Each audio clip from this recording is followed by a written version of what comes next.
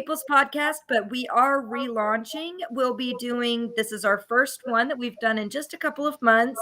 And we will be doing more to come in January. We will be taking a winter break. So you'll see us tonight, but then look for us every week to every other week after that, starting in 2022.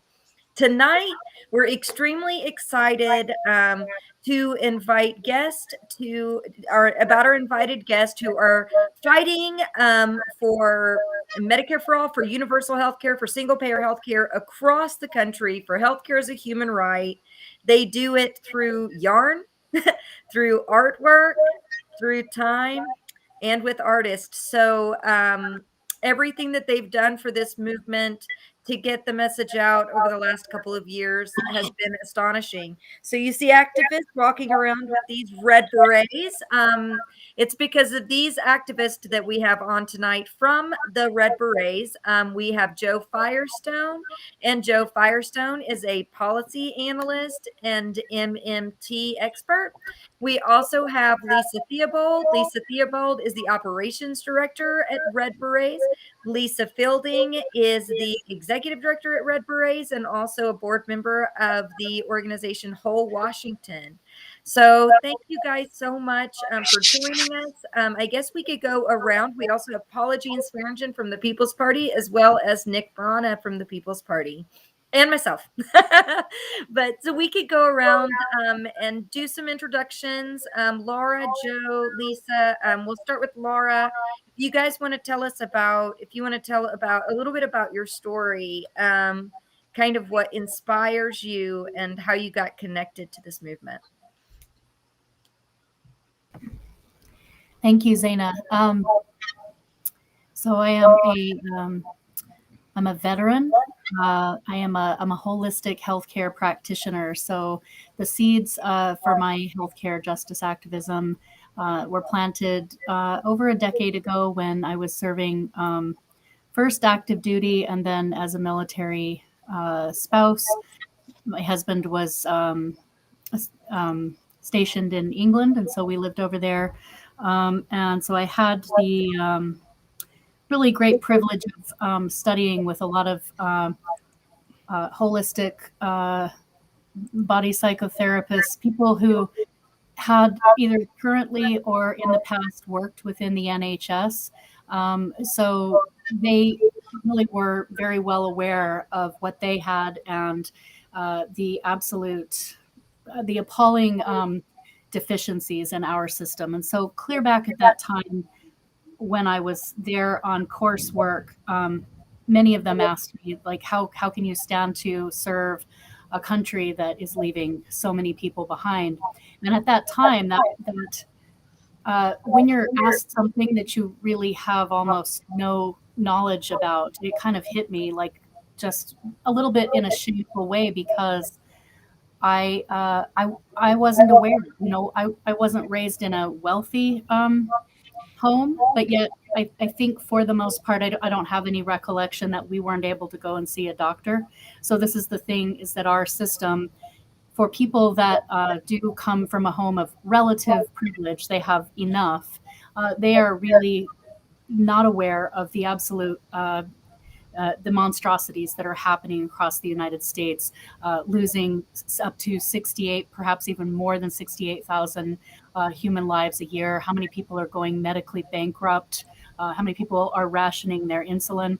These are all things that I became aware of as a student and a wife of a person serving active duty many years ago. And then it was through hearing Bernie's message in 2016 that I am listening to him address, and he and Roseanne DeMoro and Jane Sanders address the National Nurses United. I had seen the pink hats. I had actually crafted some because a local crafter told me, oh, you know, they're knitting these pink hats. So I did, because I'm a knitter. So then it was quite a few months after the first Women's March that I started thinking, well, what we saw in those aerial views is actually what we need people to be doing that for healthcare. So let's start crafting, because we need a sea of red berets, because we need a peace army. We need healthcare, not warfare. So that's, And since that time, I'm a board member of Whole Washington for universal health care. So that's one of the hats that I wear.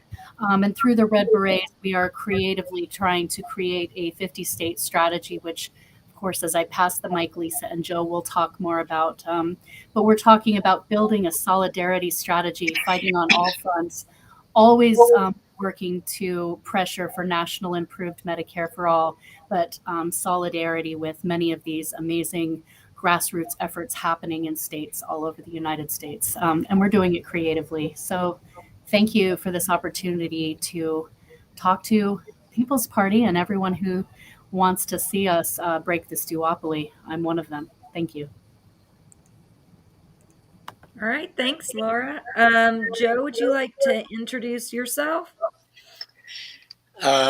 Sure, I am Joe Firestone. I have a political science a PhD, which I earned in 1965. So it's been a fairly long time since then. I've gotten into many areas in political science, but most recently, my travels led me into economics. And I spent a lot of time learning about the modern money approach to economics.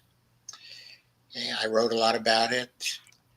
I was very political active in terms of getting it accepted in various quarters. Then in 2017, okay, I began to live stream about it. Now, I want to add that I was always concerned with getting a Medicare for All program from the first, going back to the 1960s. And the reason why was my mother died of cancer when she was 46. And I was a student coming out of college, okay, and going into graduate school. She was one of the first people to experience the chemotherapy. Of course, it was a very rough go.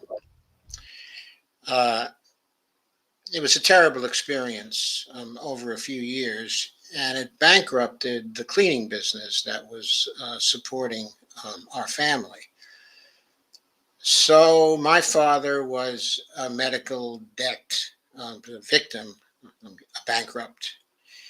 And of course, I remembered that. I didn't actually suffer from it because I was able to support myself in graduate school at that time, fellowships, assistantships, and things like that. My brother, however, was a victim of it because his education, was interrupted, at that time, and as a result, he became a businessman, which I don't think was the very best occupation for him. But anyway, that's another story. So I was always very oriented to Medicare for All. I was a Medicare for All supporter when Lyndon Johnson first got into Medicare and passed that. And I continued as a Medicare for All supporter all through the years. During the big fights in 2008, 2009, and 2010, I blogged a tremendous amount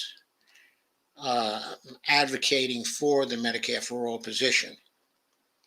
But long after that position was basically shot down by the Obama administration. But I kept at it. And even after I got into MMT, I would very frequently blog about the applications of MMT, in the Medicare area. Anyway, skipping through that, in 2017,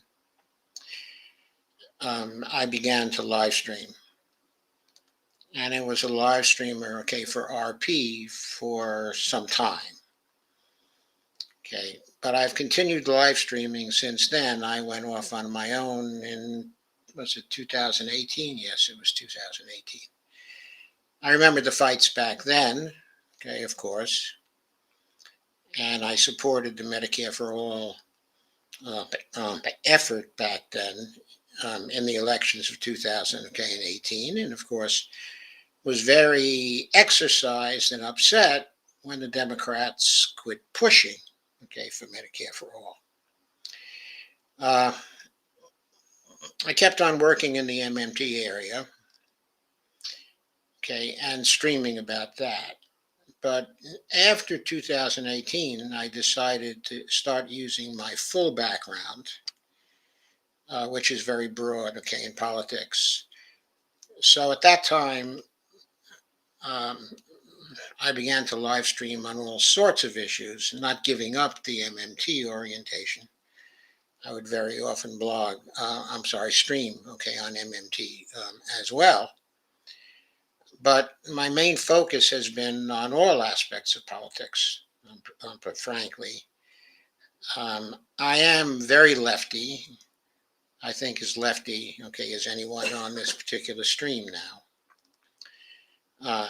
So that gives you a sense, of my background. I encountered the Red Berets at the end, okay, of May. They were getting picked on by the RP group, which is very committed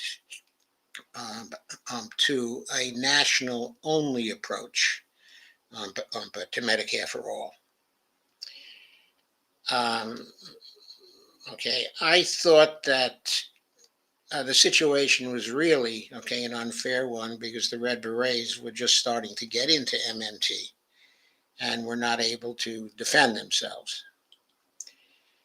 And so I decided to help out. I could see from the first that there were a number of problems with the national only strategy. The first problem was that, of course, the Biden administration would never support that. And there was no way to get the Biden administration and no way to get the leaders in Congress to support it because of the control over the political situation they had. I believe that's still the situation today. In other words, barring extremely successful direct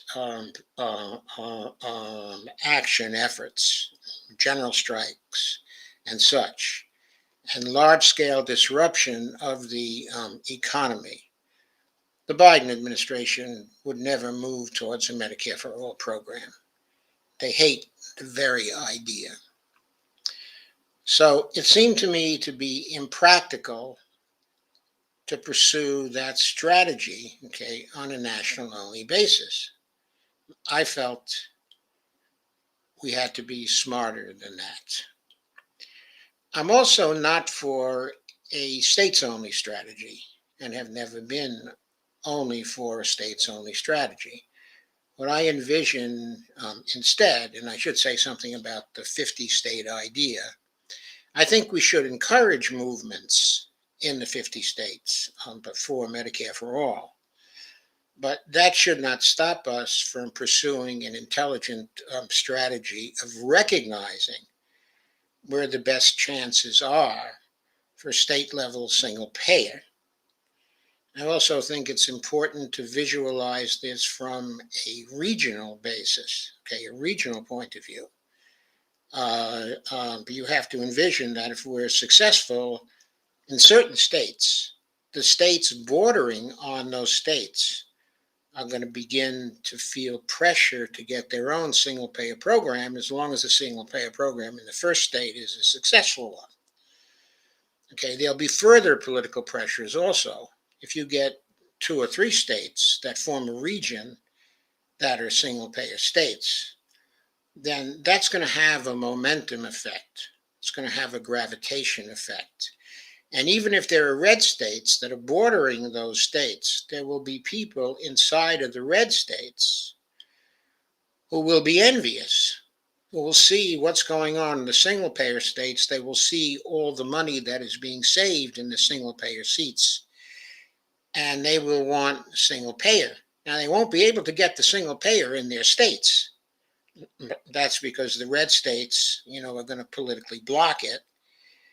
And probably a strategy of getting it in those red states would be many years before it would be successful. And we don't have many years, of course. We have to do this fairly quickly. So the basic point is that the people who live in red states would begin to pressure their senators for a national program, because that's the only way they're going to be able to get single payer. It's the only way they're going to be able to pay less. It's the only way they're going to get covered. So they're going to begin to push on their senators, and their Republican senators are going to begin to weaken in their opposition to single payer. So I envision a dynamic between state level single payer and the national single payer movement. I don't see the state level single payer movement hurting the national payer movement. I see it supporting the national payer movement. And I see leapfrogging in different areas of the country with respect to success, okay, of single payer. And then I see surrounding areas getting pressures on their senators, strengthening the national movement. Well, Joe, I was wondering, not to interrupt. I know everyone we're kind of having like wanted everyone to be able to weigh in on all of these topics. You've covered you've covered our whole agenda just now, and it was awesome. But want to make sure that that we also like can hear from folks and Please. thank you so much. Yes, the one of the things we definitely want to talk about is exactly what you were talking about here with a state strategy, and this idea of should it only be state, should it be national. We know that that's something that has been kind of echoing across the country right now. So that is something that I'm glad you kind of weighed into about states building up momentum, support the borderline states, and how that can pressure other senators. So I wanted to give Lisa a chance to introduce herself because she hadn't had a chance to introduce herself yet. And then would love to like kind of talk a little bit about Red Berets history, and then revisit, if that's okay with you, revisit some of this concept here that you have about sort of where the state programs and everything are going. And anyone can hop in at any time to fill in the conversation as well as we go, and we have this conversation together. So Lisa, if you would like to take a moment to introduce yourself as well.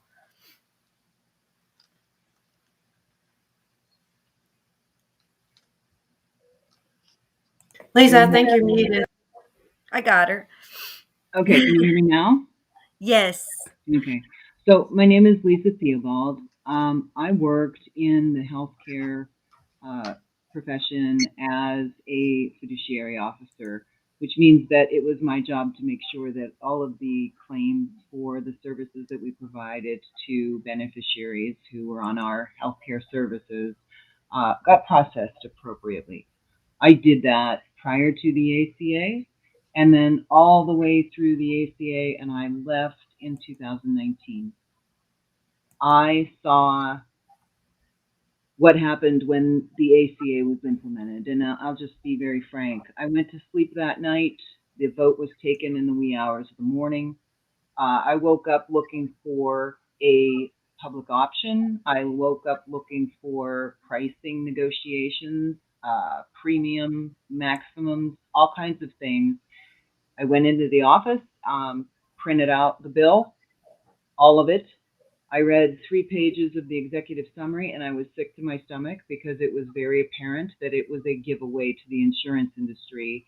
And I walked into my boss's office and I said, I can't believe it. They gave the mouse the cheese.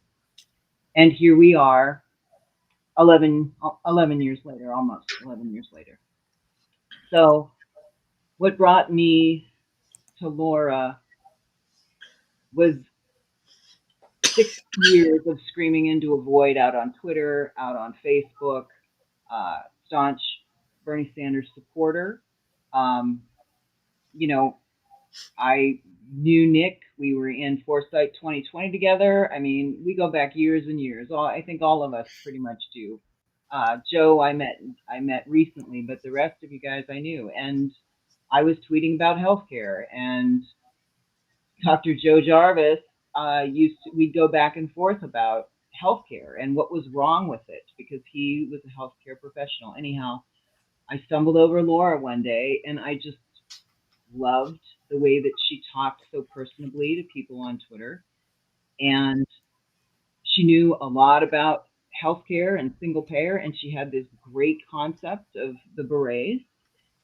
And we just started chatting, and one day, pushing single payer and pushing Medicare for all, like we've always done and we always will, because I believe in the dual pronged strategy of fighting on all fronts, right? And I believe wholeheartedly that when activists realize that the root causes of all of these issues that we're all screaming about are all caused by the same thing, which is the money in politics and the special interests on the Hill that have taken over.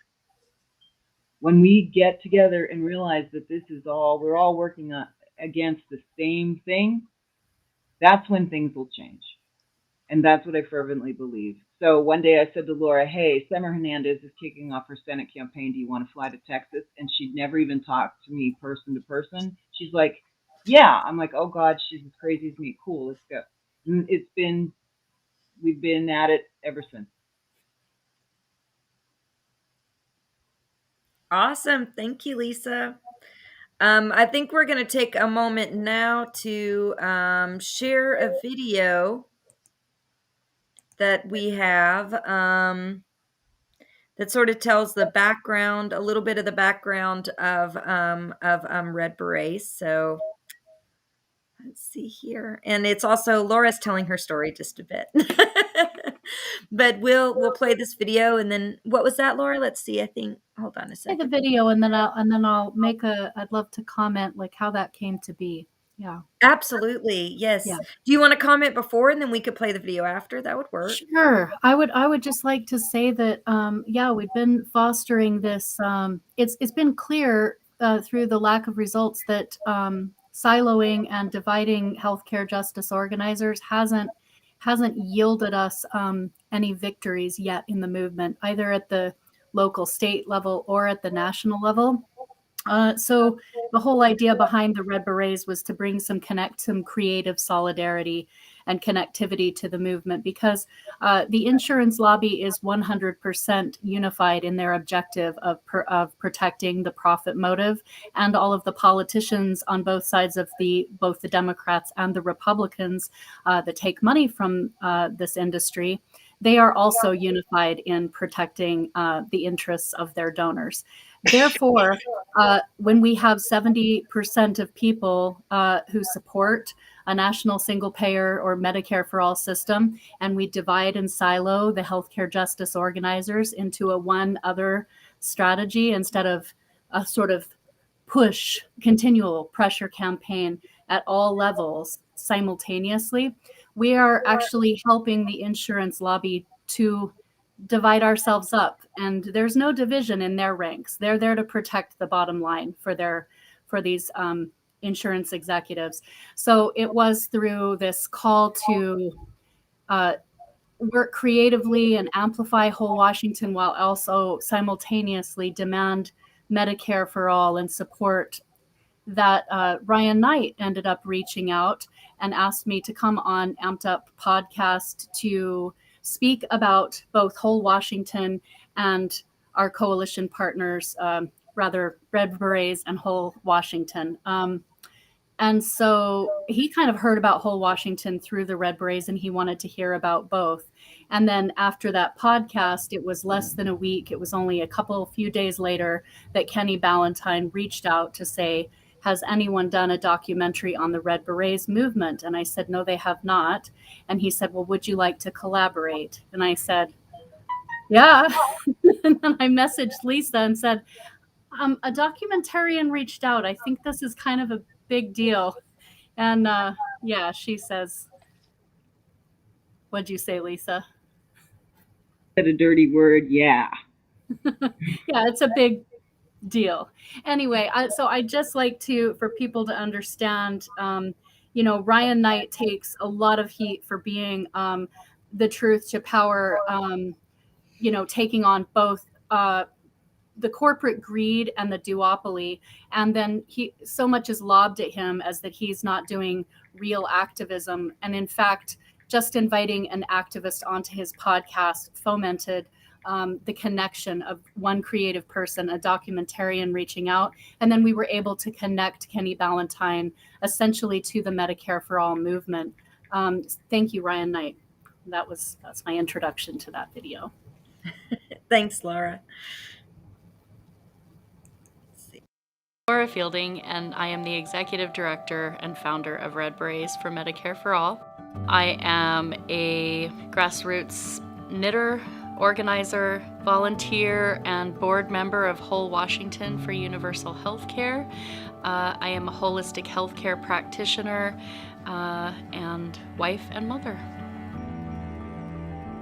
I knit some hats. I sent some to Washington, D.C., and I knit some for to the pink hats. Yeah. The aerial views just really made me think of the labor and all of the hours of intentionality that go into creating. The pink hats, they're quite quick, to knit. They're a quicker knit for sure, but or crochet. But that's still a lot of hours, and so that's really what kind of got me thinking about. I wonder what would happen if we had that many, if we had that much effort, very, very specifically directed towards national improved Medicare for all. 70% of us believe we need this. And there's lots of ideas, and there's lots of different organizations, and there's different political parties, and there's all this different stuff. But there is health and wellness, and beauty and craftivism can be at the center of it, holding as a glue, as a connective tissue. It's about being visible. It's about being joyous and about being visible and having kind of this symbol of solidarity and hope and joy. And yes, we can do this if everybody just finds their way that they can contribute to the labor of love,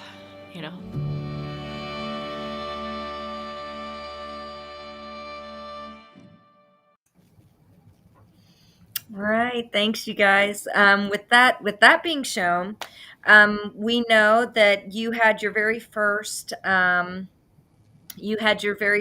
What was it? Artist for a Healthcare Activathon.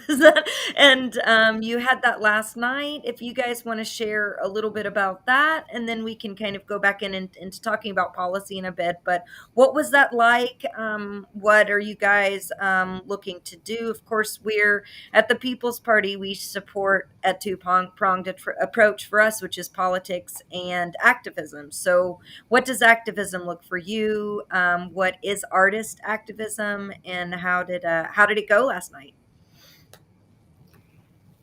Well, I would love Lisa to get a chance to speak on this. I just want to say that it was really, New York Red Berets. It was Lewis the cellist he was, and he's changed his Twitter to be at Lewis at NY Red Berets. I think I might have his Twitter a little bit wrong, but he reached out and said, I'd love to organize a national online knit-in, and then we started saying let's make sure to expand it to be craft and not even just the fiber arts, but art, and make sure it's and then also welcome it to allies and people who don't really think of themselves as creative, but who want to just share their healthcare stories and creatively organize. So he set up that event, and we all helped, put it together and promote it. And we had, a couple of really special guest speakers that came to join us. So Afeni from the Revolutionary Black Network came along in her red beret to speak, and of course we shared Scott's story, and Scott spoke. It was sort of like a knit-in. There's a phrase in knitting that's called, joining in the round, because you have to join your work in the round. And that's really what it was. It was a round table, and then we could all see each other crafting. So for me, I just felt it was very joyous.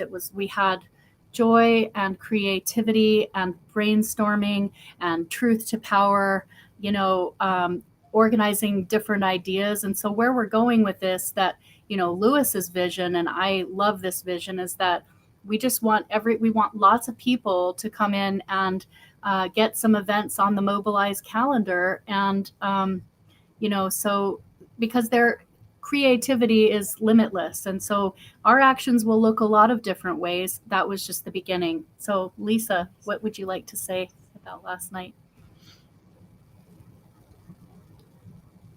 Can you hear me? Yes. Oh, okay. What went on last night, I think, was the first of hopefully many crafting circles where we can bring people together and allow them to craft with us. It doesn't have to be knitting or crocheting berets. It can be anything. There were painters there. There were people, or Scott was woodworking because he makes those beautiful lockets for people who have lost loved ones associated with their health care and inability to afford it or to not have it at all. But it was a place where you could share your creativity, because one of the things about the Red Berets that we would really love to get socialized as far and wide as we can is that this stands for activists and people anybody who believes that we've got to fix this healthcare situation, and we need to do it quickly. I mean, if you saw what happened in Kentucky, and I know some of you very much did last night with those tornadoes tearing through, those kinds of events are going to continue to happen. And we're running into a climate catastrophe, and we're going to have climate refugees, and we've got to get them covered so that they're not in a situation where they've got nothing and they've lost everything else. If everybody's covered, you go to the doctor, and that's the end of it. What we wanted to do last night was to allow people to be crafting, because it's relaxing and it is meditative in a way, so that ideas can be heard and ideas can be voiced about healthcare or community, or just growing the activist community, the healthcare activist community, in a way where everybody feels welcome and can express themselves. And then we get these symbols out of it that once we get it socialized, people are going, they're already starting to know, oh, they're the Red Berets, they're the healthcare team. And that way we've got more people on the ground. And this is really the crux of it. If there is movement on a national bill, then we all get behind that. If Maine is going to pass their ballot initiative to get a single payer effort going, and they only need 20,000 signatures, and we've got people that we can get up there, great, do that. CalCare's got another month, I think, if they've got that much, because their legislation was written, and I think it's January. They got to start over. They've got to reintroduce, and they got to go through the process all over again. So if we could get people to pay attention to that and phone bank or pressure or do demonstrations or whatever. New York Health Act, same thing. They've got bills that they have a bill that's passed the legislature there, both the House and the Senate, I think 4 times. They got a new governor. We need to pressure that governor. The more people we have on the ground being able to do that, the better. And that's kind of the whole of it. It's many things. It's community. It's crafting. If you can't get out and mobilize, that doesn't mean that we're not here with you and you can't be a part of this. It's about bringing people in and getting people involved, because insurance and all of this, it's very complicated. And I will say to you, there's a lot of misinformation out there, and part of it is because it's coming from years ago, before things got this bad, and before we no longer had the possibility of electing a president that this was the keystone of their campaign. Those days are gone. What we've got right now is a politician in the White House that has taken more money from the insurance lobby than any other politician in history, and he's vowed to veto the bill if it came to his desk. That's where we are. And we're not going to wait another 8, 9, 10 years. We shouldn't, we can't, we're out of time. Lisa, everybody, I'm Paula Jean Swearingen. I run for United States Senate twice. I'm the Candidate Engagement Director and Appalachian Regional Coordinator. But I wanted to say, Lisa, I have, my professional background is medical office management and medical billing. And I, too, felt just like you when the ACA got passed. A lot of leftists were celebrating. I knew what was going to happen. And I can really solidify, if you do not know what's going on in the back end and you don't work in billing, it's like negotiating with terrorists. Insurance companies dictate healthcare. Even when people get elderly, they don't get the care they need because insurance companies see that think they're disposable. And a lot of people have insurance and they still do not have the services that they need, even if they can afford their copays and their deductibles. Doctors don't practice medicine anymore. Insurance companies do. And it costs so much money for providers to even have to pay for a billing department. It's ridiculous. And I just wanted to say, y'all, as a candidate, you guys are just wonderful to me. I mean, just the way that you guys have unified people and brought people together. And I think this is what this is about. We all need healthcare in this country. And the diplomacy and the way that you unify people, I'm super proud as a candidate and even with you guys now to be with y'all. And I'm sorry I don't have my beret on tonight. I don't have one. But, every one of you guys and all your hard work, I just appreciate you so much. I can't tell you how much, just because the way you organize and unify is amazing.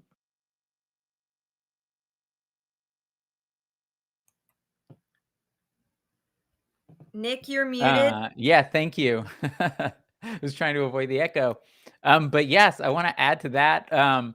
Laura, ever since we chatted going back to, and you sent a bunch of hats to Force the Vote when we did Force the Vote. It was amazing how supportive you were of that.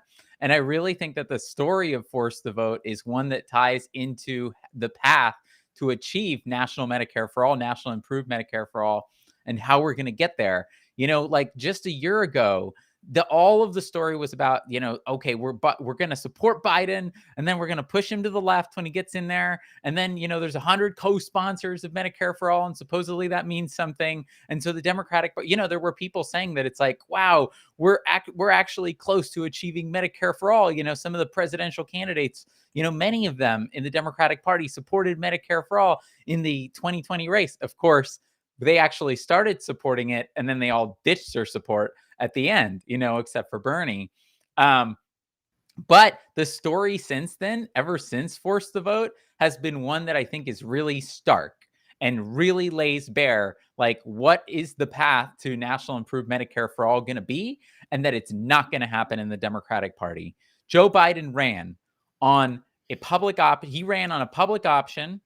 He ran on lowering the age of Medicare to 60, which was worse than what Hillary promised 4 years before that, and is already centrist garbage that is not good enough in this country. And on top of that, he ran also openly during a pandemic on vetoing Medicare for all nationally. So that's the Democrats. And this, if the Democrats having full control of the House, the Senate, and the presidency, when they literally ran on, they ran on a public option, Bernie Sanders ran on Medicare for all. And then what you get instead out of that is that in the middle of a pandemic, like the worst pandemic in the United States, since the Spanish flu, so in a century.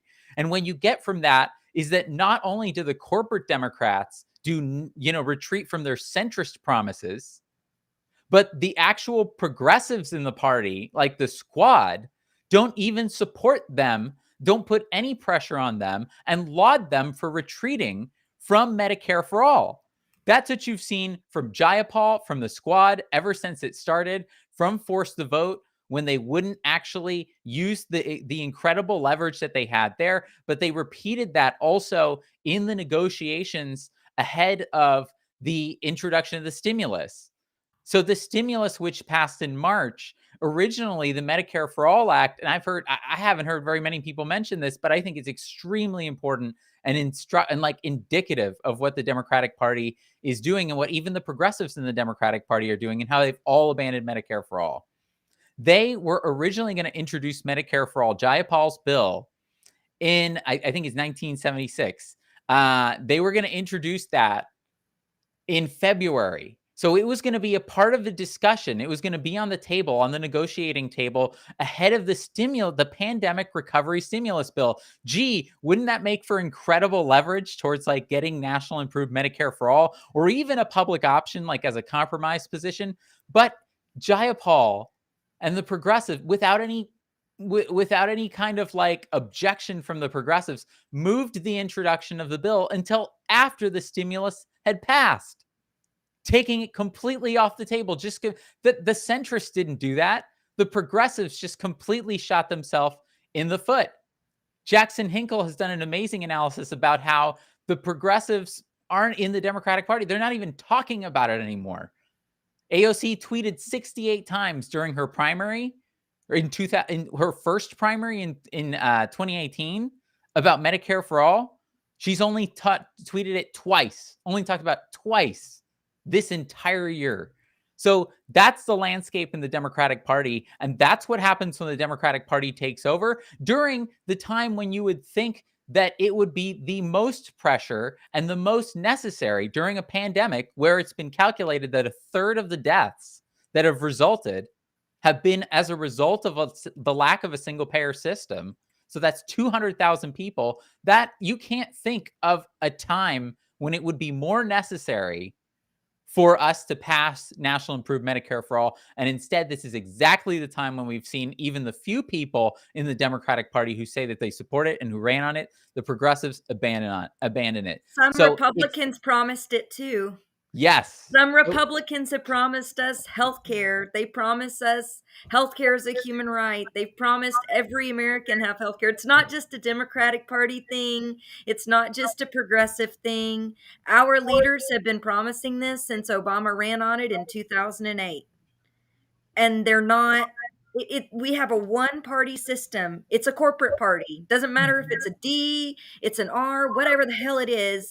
We're not getting it passed. The only thing that's going to get this passed is if people come out in droves and we fight the hell for it. And I'm sorry if I sound preachy right now. I'm getting into a little heated here. But the only way we're really going to get it passed is if we come out, we stop relying on, we still keep pressuring our politicians, because we don't have any damn representatives right now. We keep pressuring our politicians to act like representatives and represent us and go in there and pass healthcare, or we find every single way we can to get it passed. And if they put up a shit bill, we go in and we say, this bill has holes in it. This bill it has issues. You don't throw the baby out with the bathwater. Nick had mentioned this, before you fix the problems that are in the bill. You don't start with ground zero. I don't know if sorry, Nick, I needed to hop in there. The Democrats are often blamed. People talk about the Democrats a lot, but I'm in Kentucky, southeastern Kentucky, and I'll tell you this, our Republican representatives have been promising essentially the same. They just word it differently. They don't use the words Medicare for all, but I'm telling you, when they do their speeches and they knock on our doors, they're promising health care to every person in this state, and they're lying. So, it goes both ways. It goes all ways. You know why everyone's talking about it? Because there's a mandate for it, and every American wants it. Can I jump in here just real quick? I want to define some terms. Privatization of Medicare. What that means is the insurance companies are able to use Medicare funds and underwrite insurance plans and sell them and make a profit off of them. That's what privatization means. When a bill is written for a state legislative, state-based, we'll call it state-based Medicare for all plan, what happens is the utilization of Part C, which is the same mechanism that these insurance companies use to write a Medicare Advantage plan, underwrite an Advantage plan, where they can sell it and profit from your tax dollars that you paid into for your entire life that came out of your paycheck, the government has allowed those insurance companies to underwrite insurance plans, sell them to you, deny you care, and profit off of it. When you use that same Part C mechanism to put that money into a state trust, it belongs to the state, not the private sector. So it is not privatizing Medicare dollars. Don't take my word for it. Go look it up and do some digging. But this idea that using the Part C mechanism to get the money into the state is further privatizing your Medicare dollars is patently false.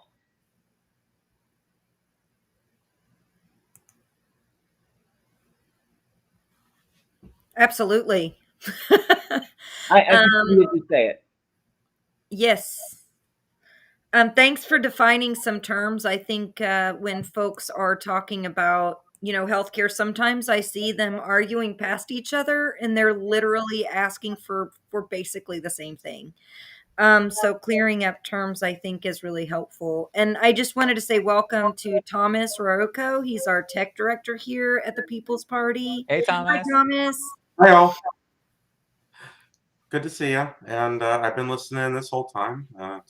Everybody's been doing great, talking about great, awesome things, especially the Red My Berets dog, and sorry. Laura and Lisa. So, but yeah, I'm the national tech director at the People's Party, and I'm actually in Ohio, and we've got a bill of our own for state-based universal health care going through right now. So be happy to talk about that when everybody wants to. So Let's Yeah, talk so about it. Joe actually dropped off, but that would be a great, like, where are we right now with different policies throughout the country? And I know Lisa and Laura both, I've heard you talk about, what could happen with the state strategy, but I do know that you're still fighting for national Medicare for all, and or some kind of national universal health care that isn't corporate based and that isn't half baked like the ACA was, and wasn't bent completely toward corporate. That's all it was. That was just a corporate, basically a corporate bailout. It was corporate welfare was the ACA. Do you guys, what is your all's thoughts on that? And then Thomas, if you and whoever else wants to weigh in, but sort of where are we right now in the zeitgeist? What are some of the things that are happening? I know you all work with Whole Washington as well. So, and there's initiatives in Washington, but as Red Berets, you're familiar with some initiatives going across the country. I saw Scott Desnoyers pop in a couple of times there. I'd actually like to share a video with him in just a few minutes. But hi, Scott. Good to see you. Scott's with the Red Berets as Hey, well. Scott. And hello to everyone else who's putting in the chat. We'll be popping popping comments up here, and feel free to pop in some questions. We may be able to get to those in the podcast, but I'd love to hear from you guys about where we're at now and sort of what's going on. Well, I wanted to really, really quickly loop back to just thank Nick for bringing up our support of Force the Vote. I think that example, and it's something I forget about. Like I don't forget that I supported Force the Vote. That was that I credit Force the Vote as having truly reawakened and mobilized. Like, some people are still going to go on that they think it was a dividing force. I saw it as a very, very galvanizing force. I was galvanized by it myself. It ended up actually connecting me with a lot of people that I considered to be really strong organizers. Oh gosh, I forget people's names. It stinks that I'm forgetting this. But the point is, of late, Red Berets have in some circles been because of my personal, because I'm a board member of Whole Washington, because I volunteered and went out and collected signatures in 2018 for ballot initiative 1600. I believe in direct democracy organizing. If we are in a state where we can get out, because I don't believe, I don't think at the federal level or the state level, neither of those are going to pass legislation without an enormous amount of pressure and without calling out and bringing a sort of campaign that lets people know that our federal legislators are blocking us from receiving public hearings. Our state legislators are blocking us from receiving public health care hearings, even when we have legislation that is introduced that has a number of co-sponsors. So Whole Washington is a microcosm of what's happening at the federal level. We have introduced, Rep. Jayapal's bill was introduced. They're not pushing for it, but it has a number of co-sponsors. And what's supposed to happen now is that it's supposed to be ushered through the legislative process. So we're supposed to have public hearings. That's what Force the Vote was about. Everybody made it about personalities and oh, please don't attack my favorite politicians. In fact, what we're asking for, what we were demanding, is that our National Improved Medicare for All bill receive and be scheduled proper hearings. That's the legislative process. Well, in Washington State, we're also being blocked by Senator Annette Cleveland, who is the chair of the Senate Healthcare Committee. Well, she and the others on the Healthcare Committee have taken collectively $1 million from the insurance, private hospitals, and pharma. So it's no accident that we also can't get a public hearing for Whole Washington in our state. So you see, what's required now is for people to be doing actions. That's why we traveled to support. We supported the National March for Medicare for All. We mobilized a lot of people around it. Traveled down in solidarity recently, and Scott Denoyer came across the country for us to go to protest Nancy Pelosi. That was organized by March for Medicare for All. Socorro Flores and Eric Curry were lead organizers for that. So I and my fellow Red Berets strongly support actions to put pressure at the federal level. What we need is many, many, many more people out in the streets. This is not we're not debating that in any way. I was a very, very strong advocate of Force the Vote. I did mail the berets to Nick, and sometimes I forget, oh yeah, like we really, really came out very strongly for that effort. And this is what I mean when we say fight on all fronts. We are supporting every single thing that can possibly open the floodgates or push that needle. We're trying to move the needle, and we need more people out in the streets doing direct actions. If you aren't in a state that can run an initiative or that can do legislation, we want to gather up the crafters, the creative organizers to come and help do something that you can do in your state. It's about building solidarity and growing the movement, because it's going to take people of epic proportions. Biden was installed to stop this agenda, not so he could be pulled left and pass Medicare for all. I think the one thing I would say is that we need to have our blinders completely removed and remember that, he, like Nick said, he ran openly on vetoing Medicare for all.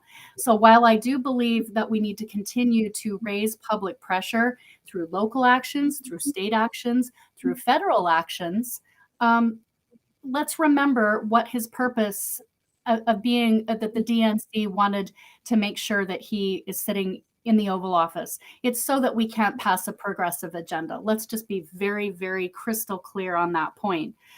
So we do have to be strategic, and we have to have multiple strategies that we are working on simultaneously, and building solidarity is the key. So that's what I have for the moment. So, talking about state strategies. So, in the case of Ohio, I'll give a little bit of background. We have a bill currently, Senate Bill 253 and House Bill 446, that are going through the Ohio legislature. Now, Bill 253 has been introduced by State Senator Teresa Feeder and Nikki Antonio. Teresa Feeder is actually my state senator within the state, so state legislature senator out of Toledo here. This is the 6th time that they've introduced this bill. It's not designed to. I don't think they've updated it in the past decade at all to take into consideration any of the more recent cases of ERISA preemption. And by the way, for those who don't know, ERISA refers to the body of federal law that governs employer benefit packages, including health plans that employers give out to their employees. And so the ERISA carves out so much oversight. It takes it out of the hands of the states in regards to those health plans that the employers give. And so whenever you're creating or drafting a state-based single-payer option, and either as an initiative or as a law to be passed by the state legislature, you have to be extremely careful to tiptoe around it. Otherwise, you could be facing a court battle, which would ultimately get that law invalidated. And we've seen this happen in other tangential cases. And so there's definitely been concerns over that. That's definitely been an approach for challenging state-based universal health care. But, in the case of whole Washington, they've spent a lot of time investigating this and figuring out just how to avoid the ERISA problem. But in the case of Ohio, though, at least from my reading of the bill, it does not. It just goes straight in head first into into ERISA. And so even if by some miracle, some absolute miracle, it were to somehow be passed, which it won't, in Ohio, it would get challenged in the courts. Right now, it's a very partisan bill. Only a handful of Democratic politicians in the state actually are on it, co-signed on it, and are supporting it. Since we're a Republican-led state, with a Republican majority, it's not going to pass. And you were talking about getting coverage over these things, getting debates. In Ohio, they've only had a debate once in the legislature, a hearing over the topic of universal health care and this bill in particular. And just as a cursory look, if you type in Senate Bill 253 or House Bill 446, you'll get maybe 3 articles in all of Google on the Google rankings from actual state media outlets even remotely covering it, and they don't even go into details about it. It's very, very, very scant what it actually says. And so there's a media blackout on it in Ohio. And at the end of the day, what this really boils down to is this is just another feather in the hat. It's another way the Democrats in the state can claim their credentials as being for universal health care or for Medicare for all, or that they're fighting to get you the health care that you need. It's smoke and mirrors, at least in Ohio. And the terrible part of it is that it's taking away from actual state-based initiatives, because we do have direct democracy. We do have the ability to put a ballot measure in place in Ohio, just like Washington. We have the organization SPAN in the state, which in the past has tried to do a ballot initiative, but now they're all in on this legislature approach, and they have been for a while now. And it's taking all the air out of the room that could be put towards a ballot initiative. So I just feel like this it's theater, at least in Ohio's case right now. And I'd like to actually see a real grassroots ballot initiative move forward in my state as well too. So I'd love to tell you this, Thomas, and I know that Laura can jump in here too. This is important. We know now, because there have been several states that have had various reiterations of bills, rewrites, because you learn as you go. It is very important for people to come together and have a stake in this. And if you don't like what's going on with a piece of legislation, get in there. Anybody can go find yourself your rep, get somebody to support it. If it's not yours, find someone else's. You can put people together to write legislation. And if you can do a ballot initiative, then you can mirror whole Washington. Okay? You don't have to wait around for, the crazy stupid that, gives you smoke and mirrors and tells you they're helping you when they're not. Especially if you can run a ballot initiative, you can mirror what's going on in whole Washington. And if people want to be involved and learn more and raise their concerns, that's how you do it. You put it together yourselves. You find a senator, state reps, you get a contingency together to support it, and you got to put a ground game together. And that's what the Red Berets do. We are here to bring the community in so that we can talk about what we know, what we don't know, and how to plug you in so that all of these concerns, because we're talking about different demographics, we're talking about different generations, we are talking about different needs and services and concerns. Those of us who were younger, who were not in our parents' generation where, they had one or two jobs in their whole lifetime because they were fortunate enough. They made damn good money. They could help put their kids through college. They paid off their college and never acquired student debt. Well, guess what, kiddos? That generation is gone. We get told you're going to change careers 6 or 7 times. I got friends who've got master's degrees that can't get a job for less than, or making more than $18.50 an hour right now. This whole landscape is different for everybody. But here's the kicker. Now everybody's taking it. Everybody's getting screwed over in this. The older generation has just found out because they kind of skated underneath the ACA for a while. It took a while. But this year, they're getting put into Medicare Advantage plans and they don't even know it. Or if they're fortunate enough not to find themselves in that situation, they're going to get their supplemental plans and their premiums have doubled. Everybody's getting it now. Everybody. It's been a while it's taken to take hold of those that are on Medicare, but now it's here. Okay? So they've got to catch up to why is this a problem and how did it become a problem? And we've got to overcome the talking points. But I will say this. If you're getting your information from people about this idea of fighting on all fronts and state-based initiatives from people who are vehemently against you, and that's the only source of your information, you're doing yourself a disservice. You have a stake in this. You have skin in the game. Come in. Voice your concerns. Get your questions answered. If you don't like the answers, then let's address them. But we have enough states now that have solid bills, and they have a standardization process. They have the same fiduciary review. We've got an idea, and there are several of these state bills that run unbelievable surpluses. Like, they will surpass any economic downturn. It is irrefutable, and anybody that's telling you otherwise, they don't know. They simply don't know. So please get involved. Get your questions answered. Get your concerns answered. And if you can run a ballot initiative, hey, Red Berets started in whole Washington. They know what's going on.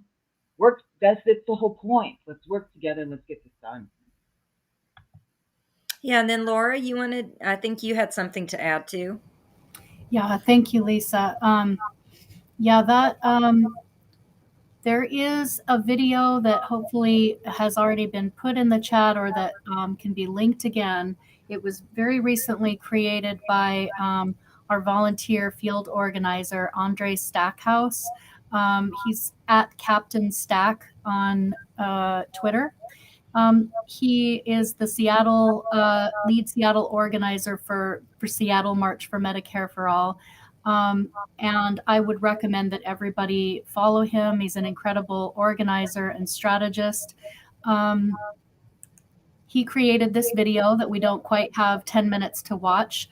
But if anybody wants to know what the Signature Captain program is and how Whole Washington is proposing how it can actually, because we have 400,000 signatures to get. It's like 350,000, but we need that buffer because of what the Secretary of State will throw out. In 10 minutes, Andre very succinctly and brilliantly, and it doesn't just speak to here's what we're going to do with the field game, the ground game of getting signature captains, but also I think there are a lot of really excellent points, a lot of wonderful strategic framing in that video, and it's only 10 minutes long. So, Whole Washington is on YouTube. It's probably in the chat now. I really ask you to take 10 minutes to follow at Whole Washington on Twitter, wholewashington.com or wholewashington.org. And then also on YouTube, you can find that video. It's going to answer quite a few of your questions on what's the ground game. Additionally, when it gets to coming in, because I know that people have fine point questions that they want answers to, and I would just say that Cindy Jacobs, who is a constitutional lawyer and a nurse, she's still a nurse, but she's not a practicing nurse, but she is on our initiative and legislative writing committee. When I say our, I mean Whole Washington. In the future, if it's something that People's Party or members are really interested in digging into the policy and the fine points of policy and getting some detailed questions answered, I would highly recommend that we bring Cindy Jacobs on the show, on the podcast. It would be wonderful. She can speak to every single question that you have about Medicare Advantage, about ERISA waivers, about how Whole Washington has done this.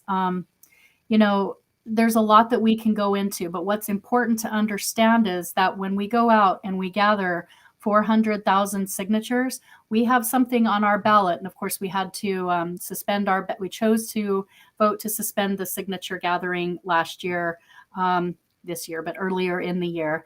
And so we'll decide if we're going to vote to launch it again next year. But as we go out and gather the signatures, they can opt in to receive emails, text banks, and all of that. Remember, the video that we just watched, that was actually a protest in Tacoma. Shout out to the People's Party of Washington State, as there were members of the People's Party of Washington State there showing up at that protest in Tacoma quite a few months back in March. That was Kenny Ballantyne's first filming event. Lisa came out for that. Scott came out for that. So when we go out and we gather these signatures, people are actually going to be signing up to be added to our database. We do actions to put pressure for the federal legislation as well. That's what that protest was. We were outside protesting, demanding that Representative Kilmer co-sponsor HR 1976. So Whole Washington has worked to organize this fight on all fronts, multi-pronged approach ever since their founding. And so we'll continue to do those actions. So as we grow our Whole Washington database, that means that we also get to mobilize people that are in our database towards pressuring for national movement. So that's what we're doing, is we're movement building here. And that's another strength of the ballot initiative, is we get to reach out and grow the community, talk to people face to face. That's what's really going to grow the community. And then we're real people, and we're out listening, we're out hearing what's going on for people. So I think that's what I wanted to say about that. I just wanted to make people aware, as an overview, the resources that are available, and that questions can be answered. And we're certainly happy to bring on the policy experts, because I know people have questions. What we're doing is building a movement. We have to turn the pressure up on all levels. And that's what the Red Berets are focused on. And that is what Whole Washington is focused on. So, well, Laura, I want to thank Thanks, you Laura. for offering that. I think that would be amazing. A conversation with Cindy Jacobson And maybe even Joe could join us again, Joe Firestone, and of course you and Lisa. And we could have a conversation that dives into some of those finer points of the policy of the policy details. And I know those details are available online as well. Because of course you've gone through them in the past. But the ERISA laws, the Medicare Advantage, how the idea that some have suggested, that it would pull people from the national pool. All of those questions, I'm glad that Cindy and that Joe, that we can have a conversation directly on that. So I'm really glad that you offer that. I think, I appreciate that. And I think folks will appreciate that. I wanted to build on some of what you said, because that action that you did at Kilmer's office, I remember it was awesome.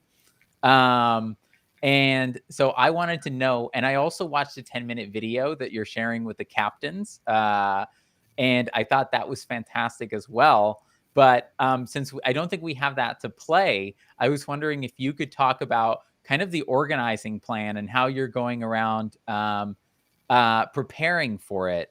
And when kind of like some of those key dates are, how much time you're going to have to collect the actual ballot signatures. Also, how you're organizing it across the state, where you're looking to collect the signatures from, maybe how many signature captains you have signed up. It would be amazing to hear all of these organizing updates in general as you get ready to submit it. Absolutely. Yeah. So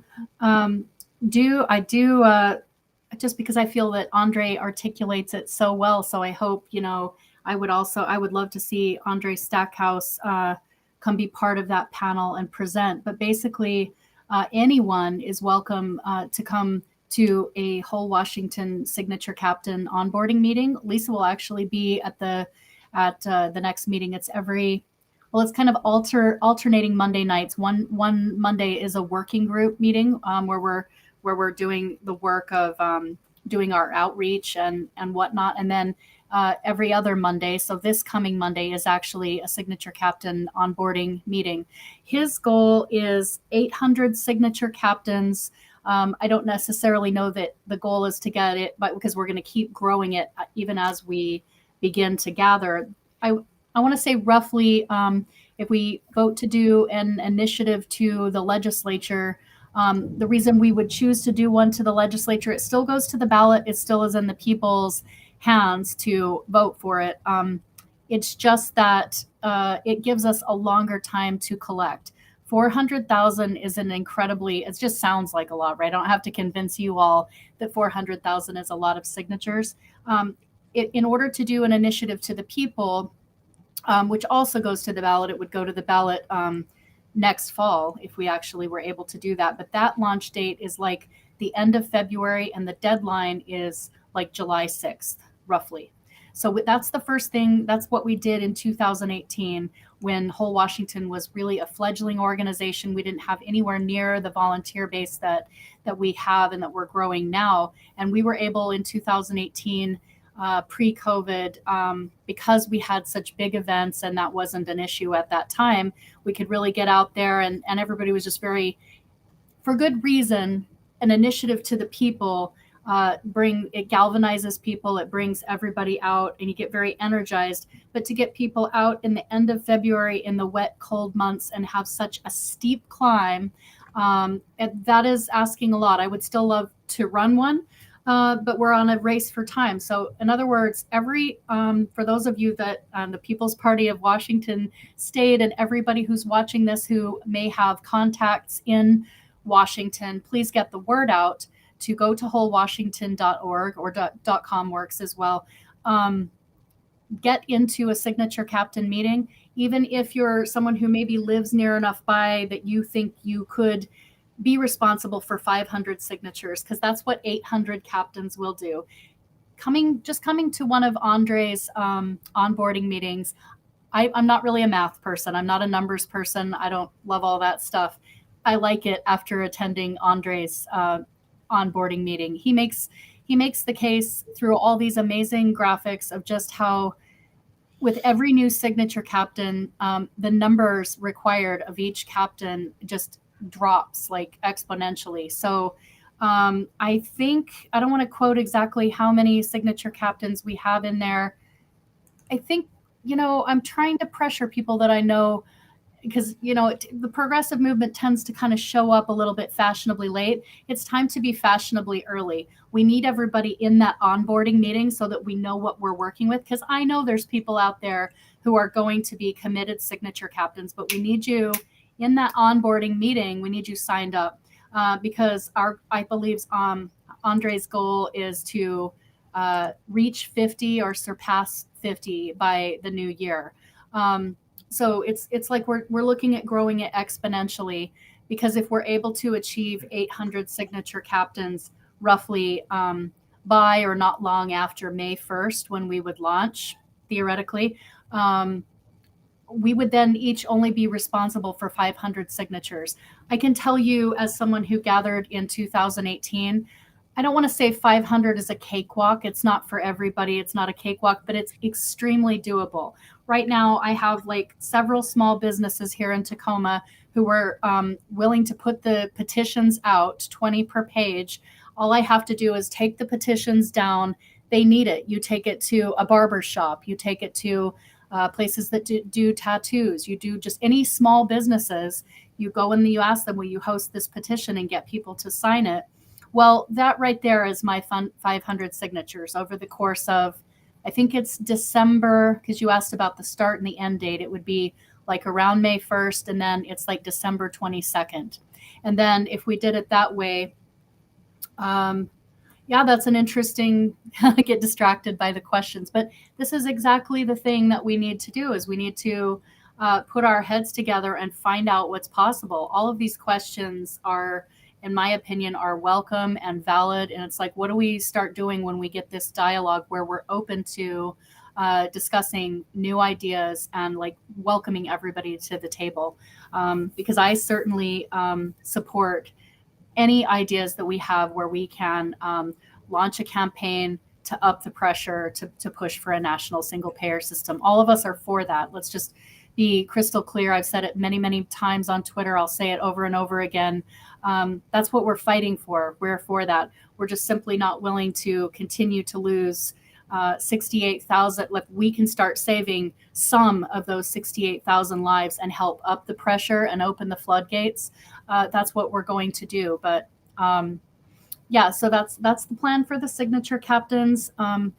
Please let everybody in Washington state know, or for that matter, people have traveled to different states. They traveled to help Bernie. They traveled to help Senator Nina Turner. Why not come and travel to help one state?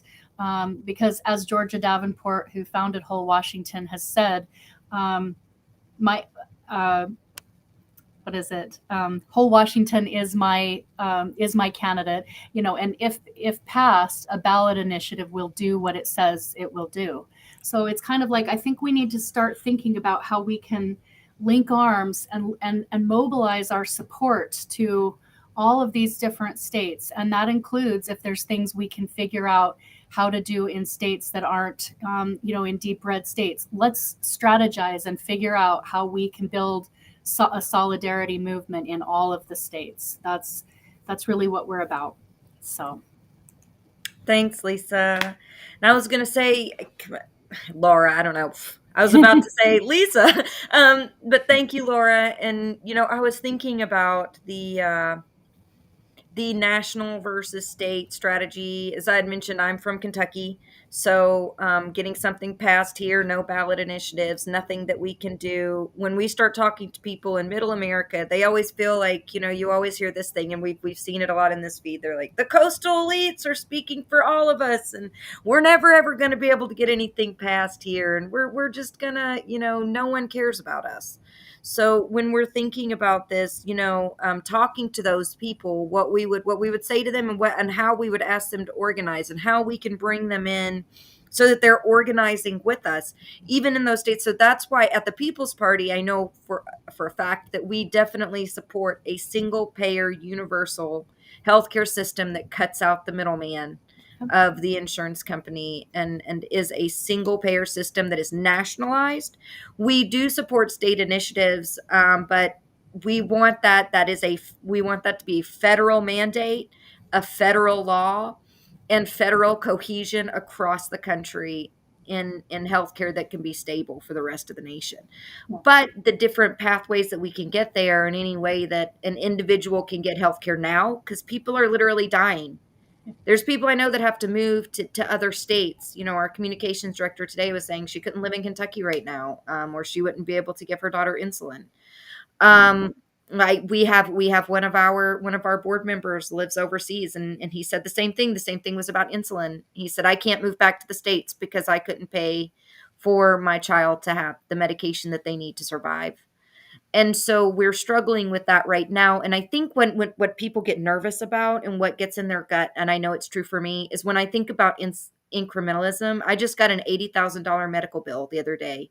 For 4 days, I was in the ICU in May. We think about, and I have to go see people that I can't see because I don't have insurance. So I can't go see them because I can't afford it. There's that gut instinct of we're tired of incrementalism. How can we rein that in? And how can we fix it? Because I think what's freaking people out a little bit is, oh, if we just take a state approach or we just take national approach, people are seeing incrementalism both ways. So Lisa, you may be able to speak on this, and I think this may have been some of what you wanted to speak on. And I also wanted to share this. There's many different views here. There's the Red Berets views, there's the People's Party's views, there's our members' views, and our members will eventually be voting on our platform at the national committee. But it's okay to have a lot of different views in one room and all come together and speak with the understanding that we all deserve healthcare. We're all fighting for healthcare, and that's where we're trying to get.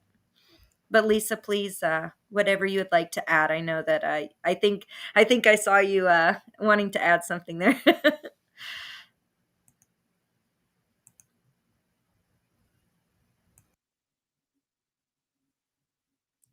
think you're muted, Lisa. Shoot. Hold on. Now we That can I hear am you. muted by the host. Can you hear me? Yeah, now we can hear you. Okay.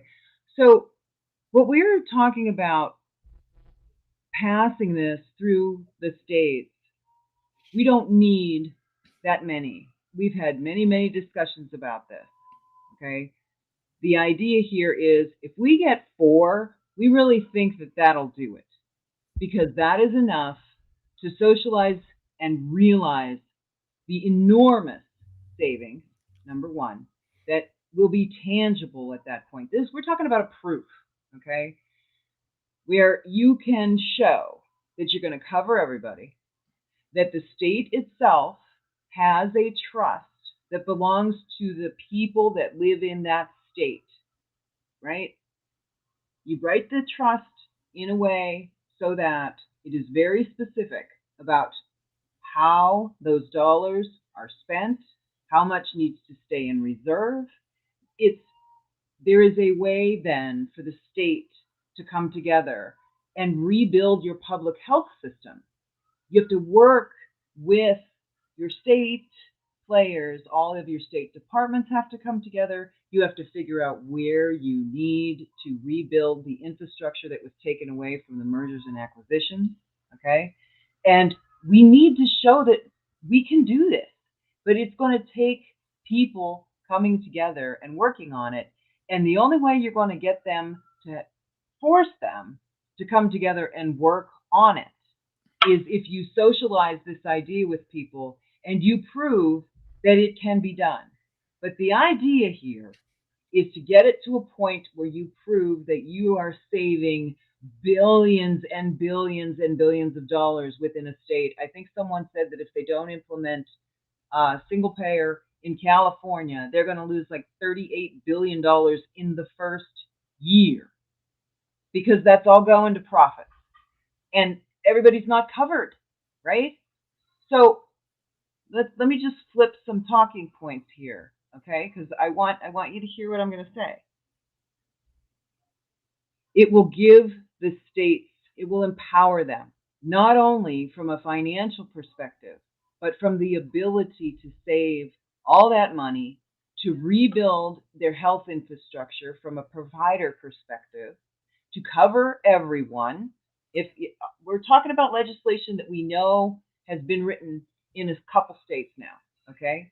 I know that not all bills are created equal. Again, this is why we need people to start understanding this and come together. But all we need is like 4 states to make this happen. Because once we've got 4 states and it works, the idea then is, okay, stop it. This is ridiculous. And if you can do it in those states, what you will do is destabilize the insurance underwriting by region. And that's another thing. You're going to rock Capitol Hill and all of those people, those special interest representatives that are taking that money, and it will force everybody to take a good hard look at the fact that we have insurance treatment protocols, not a plan of care with your doctor anymore. The insurance company, somebody who picks up a phone or a switch that's thrown in a software system, literally denies you what your doctor feels you need because it's underwritten that way. The idea here is to prove that you can save the money, that you can do better, that the state can come together and rebuild its healthcare system. And if you don't have to do that in very many states to force everybody to go, okay, enough. The people are going to demand it. They're not going to vote for the politicians, and they will tell them so. Right now, what we are in is this state of what are we going to do next? This whole campaign is to bring attention to it, to show a proof, to scare what's going on right now, which is collusion and corruption and kickbacks, and we're killing people. So this is not, we're going to do this state by state and it's going to take 20 years. The sooner we come together and get this to happen in just a few states, the sooner they're going to be quaking in their boots to make this happen for real from the top down. But we need a proof. We need a proof, and that's all this is. I would also I'd add on to that to actually say I feel that something enormous will shift. You don't collect 400,000 signatures or start climbing to 400,000 without a lot of people taking notice. Mark my words, if we launch again next year in Hull, Washington, and as we're sharing this out on social media and it begins to pick up traction, we make it to 100,000. That's a significant landmark. That is going to galvanize the nation. That is going to wake up the activists across this country who are, who are in despair, who are thinking, okay, there's no chance for this. They see some mobilization, some mass mobilization happening at a state level. That's going to move the movement. So my it's not really pushback. It's just, I would say, yes, we need, showing that several states can do this and actually destabilizing the insurance underwriters, all of that good stuff. And no, we actually begin upping the pressure campaign when people see, holy shit, excuse my they're out there gathering these signatures. They've just reached 150,000 signatures and it's only a month or 2 months in. They might make it.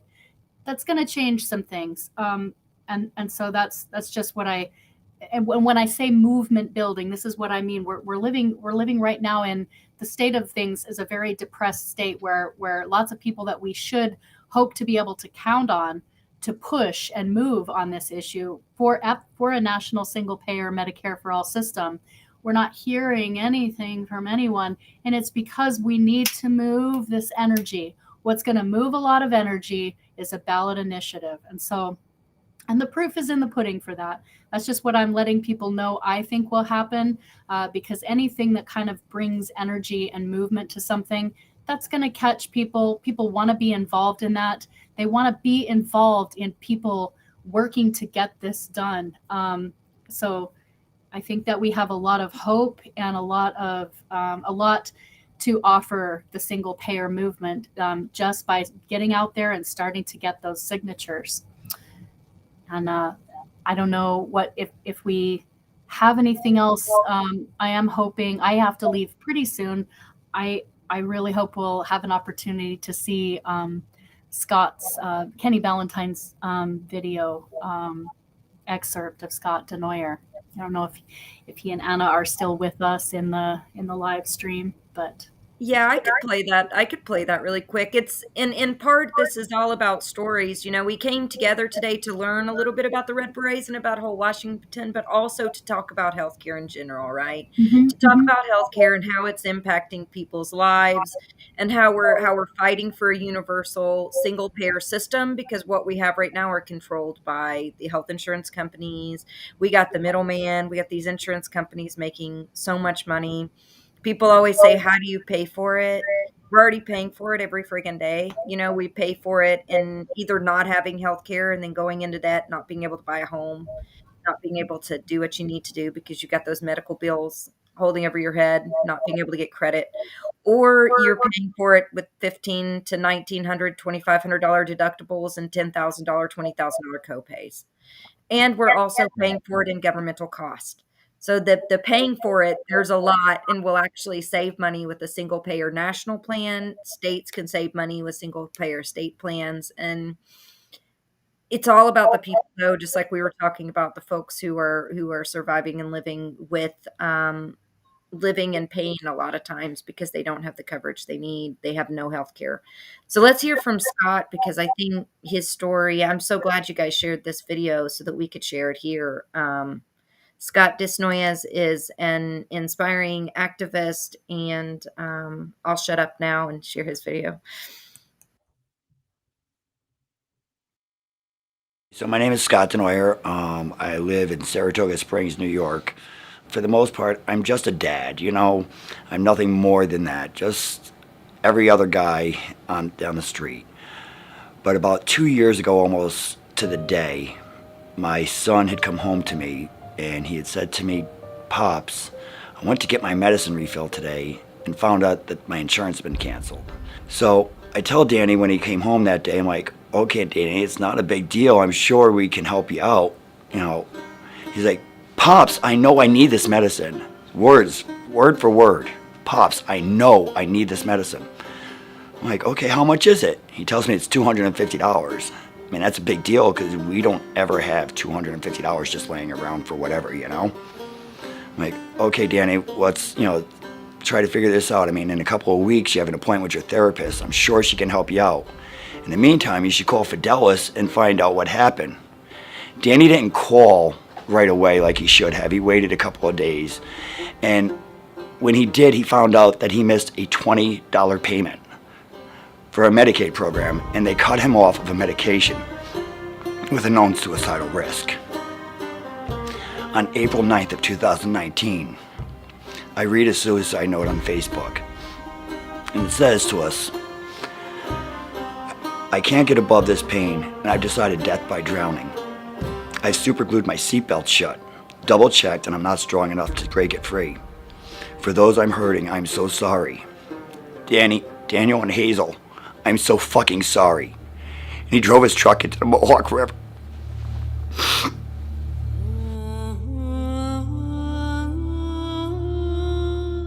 I saw his post 32 seconds after he posted it. Anna was sitting across the table from me, and Emma was sitting alongside of me. I screamed out to her what happened, what I was reading, and I read the whole note to her. I live 5 minutes from Saratoga Lake. When he posted his Facebook post, he had an image of the cab of his truck overlooking the water. I live 5 minutes from Saratoga Lake, so I assumed that's where he was. I mean, he just left that morning a couple hours before that, you know? So I jumped in the car, and I tried to race down the lake and save him. I was driving around that lake at like 65 miles per hour. Roads maybe meant for 30. Looking for bubbles, mud in the water, anything. If that wasn't bad enough, after about 15, 20 minutes, I realized there's no way any human could have survived that long. And I had to make the conscious decision to drive home and tell my wife our boy was dead because he missed a $20 fucking payment. I vowed at his funeral that I'm going to make our lawmakers look me in the eye and see the consequences of their decisions. Why did they deny Danny medication with a known suicidal risk? Because it was $20. It's not important what our treatment is needed What's important is that they get paid. That's it. Just that they get paid. So I won't stop fighting until my son's murderers are as dead as he is. And by that, I don't mean the people that run the corporations, but the corporations themselves. They have no business in our health care.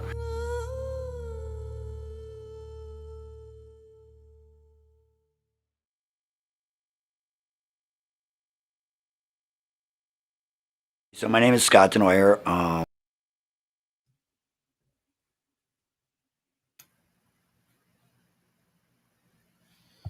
So that was Scott's. That's Scott's story, and Scott's been traveling around the country. He's been sharing his story on live streams. He's been talking to anybody he possibly can to tell Danny's story and to share because there's millions of other Americans who have lost loved ones and who are suffering themselves, and he's been calling for health care. And he's a member of the Red Berets, right, Laura? Oh yeah. Yeah, he's a solidarity organizer. As you said, he's been traveling all over the country. He was in the Force the Vote town hall. He traveled to Washington, D.C. to speak at the D.C. March for Medicare for All. Prior to that, he traveled out to Hull, Washington to attend our protest to pressure Representative Kilmer. He shows up. He came out to San Francisco to protest Pelosi. He showed up to Occupy Pfizer. He traveled recently to Yonkers to put up wanted posters of, what is her name? Oh, it's escaping me. Yes, it's escaping me as well, but I keep someone thinking who's that Cleveland, but that's yours. Yeah, yes. So, and yes, recently here in Washington State, we put up wanted posters of Annette Cleveland. The point is, no one fights alone. That's the hashtag that he uses. Danny Strong. No one fights alone. He's all about unifying, and he'll be in DC on Monday with the Poor People's Campaign. The common theme is that he links arms. He's done this beautiful design through his artwork where it's like the heartbeat through the nation, connecting the two apples, New York Health Campaign and Whole Washington. He's unequivocally for a national single-payer system, and he knows that the fastest and most sure way that we're going to get there is by linking arms in solidarity, by not dividing up the single-payer organizing movement. As he always says, if people can help him out with airfare or travel costs or a place to stay, he's there to help organize, to speak, to tell Danny's story, to tell the stories that he has heard through sharing Danny's story. I feel like, there is no strategy. There's no strategy differences here. Organize the way that you see fit. If you want to organize always for national improved Medicare for all, and you have actions that support that put enormous pressure on Joe Biden, let us know what those are. Let Scott know what those are. And as evidence this year, if he's able to be there, if we're able to be there, we will be. And equally, he's there building the local community in support of New York Health Act. And he's out here building and lifting up the community of whole Washington so that we can be heard, so that we can, this is about building a solidarity movement. People's questions, their concerns, all of those things can be heard. Everybody does belong at the table, as Lisa said. But it hasn't served us to separate this out and make it an either or. The strategy is we're getting health care. We're getting health care for people. There's an article that was written very recently that was published in Jacobin, and it was by some organizers for mass care. And they've written an excellent piece that talks about the social movements that states have been laboratories for, including the civil rights movement. And there's some work in there about Saskatchewan. It's an excellent article, and I hope that people will read this. It was co-authored by 3 people. We have to build our movements, and again, you contribute in whatever way you see fit, but it's not by tearing each other down. It's not by making this an either-or thing. It's a multi-pronged solidarity approach, and that's what we're doing. And thank you. Didn't Scott go to the protest that March for Medicare for All had to get at Richie Neal? Because that's where 1976 is sitting, by the way. Richie Neal heads up the Ways and Means Committee, and it's under his left butt cheek. And guess what? If we get him to move it out of that committee, you know where it's going? The next committee, and there's 3 behind that. So, yes, we do those things. We have to do those things. And we will do them together. And those are the ideas that come up, and those are the things that we do in tandem. It is not an either or. This is, how do we get this to happen as fast as possible? That's what this is.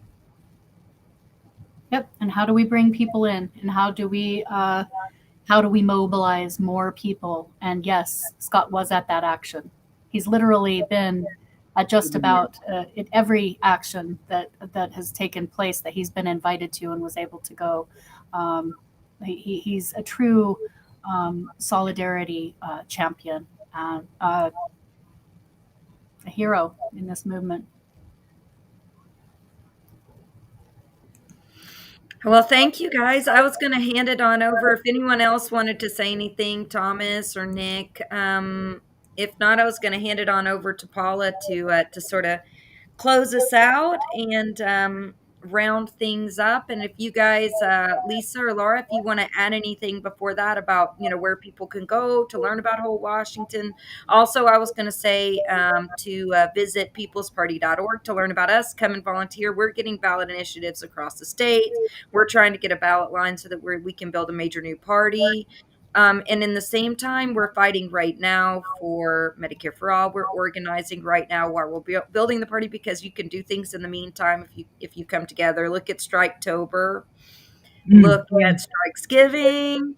So hopefully the next strikes will also be layered in with some demanding of Medicare, like Paula Jean had said earlier. If you want to talk a little bit about that, Paula, when you're closing out, but yeah, if we can all come together. You can also sign up to volunteer for the People's Party as well, because we're all fighting the fight to get, basic human rights, to set a bar. There's a bar. Anything below it is unacceptable, and we're fighting to reach that bar as a country of basic human decency and dignity, housing, healthcare, childcare, education, a healthy climate. So, yeah, I'll hand it off to you, Paula. You're muted, Paula. You're muted. Hold on, I got you. No, we can't hear you. Now he was able to come in. Still can't hear you. Huh. I wonder what happened with the audio. It's possible maybe her audio device stopped working. So That's right.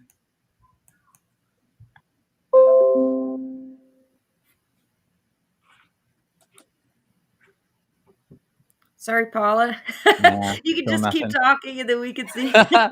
Maybe you can do it in sign language, Paula. All right. Well, Laura, Lisa. Yeah, I think we'll just say thank you for joining us. This has been a great conversation. Appreciate the work that you've done. Appreciate the way that you've always supported the People's Party. The way that you were there for Force the Vote. That was a very small community at the time, the people who took a stand for that. And in the nationally, with the Democrats, and with what we've seen during a pandemic when they have full control, I certainly believe that we're going backwards at the national level. And that's exactly why it's so important to be actually looking at state-based initiatives and, you know, what we can do to build momentum in that way. So I'm excited for the conversations that we're going to have after this with Nancy and others. And really want to say that appreciate all the work that you all have done, and the hats. I've got my hat around here too. If people did want to support the Red, we've donated berets to many causes. We did donate some berets to the People's Party for Force the Vote. As we said earlier, we've donated berets to the marches for Medicare for All.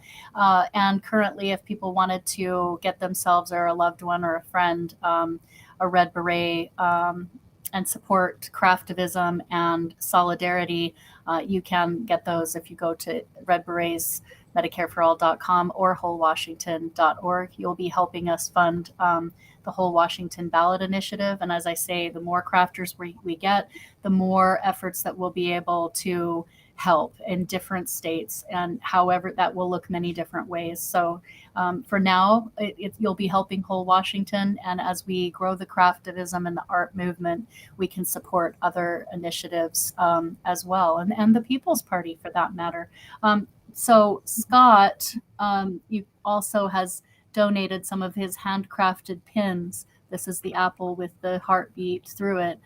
So his solidarity pins are also on the Whole Washington website. So not to plug that too much, but if people were curious, how do we support this movement? How can we support a grassroots ballot initiative? You can go to the merch page on Whole Washington or Red Berets. Thank you. So thank you, People's Party. We appreciate you. All right, all. Have a good night, everyone, and thanks to everyone for tuning in and for listening. Bye, everyone. Podcast will be back. Thank you.